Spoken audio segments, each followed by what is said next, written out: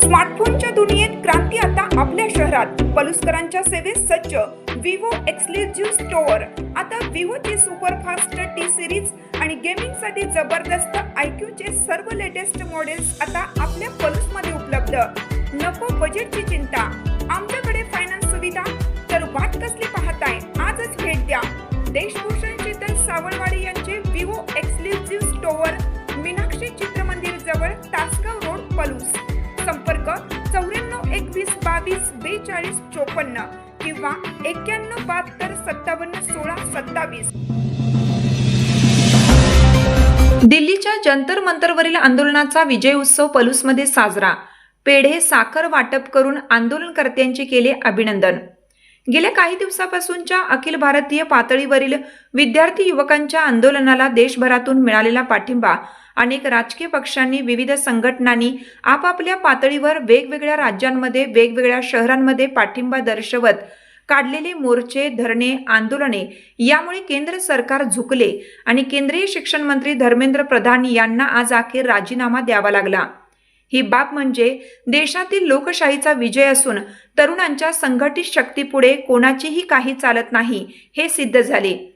लोकशाहीतील जन आंदोलनाचा सर्वात मोठा विजय म्हणून आजच्या आंदोलनाकडे पाहता येईल असं सांगून विविध वक्त्यांनी केंद्र सरकारच्या जनगृही धोरणांवर आसूड ओढले. या विजयाप्रित्यर्थ आज सायंकाळी 6 वाजता पलूस येथील छत्रपती शिवाजी महाराजांच्या पुतळ्याजवळ चौकात पेढे साखर वाटून आनंद उत्सव साजरा केला. यावेळी पुरोगामी चळवळीचे संघटक मारुती शिरतोंडे, प्राचार्य डॉक्टर BN पवार, शिवसेना ठाकरे गटाचे सुधीर जाधव, विनायक गोंदिल, चित्रपट दिग्दर्शक विक्रम शिरतोडे, काँग्रेसचे सुहास पुदाले, जगदीश पाटील, गिरीश गोंदिल, आम आदमी पक्षाचे हर्षवर्धन पाटील, दीपक लाड, डॉक्टर अमोल पवार आदींनी मनोगत व्यक्त करून आंदोलनात सहभागी झालेल्या देशातील लाखो तरुणांचे अभिनंदन केलं.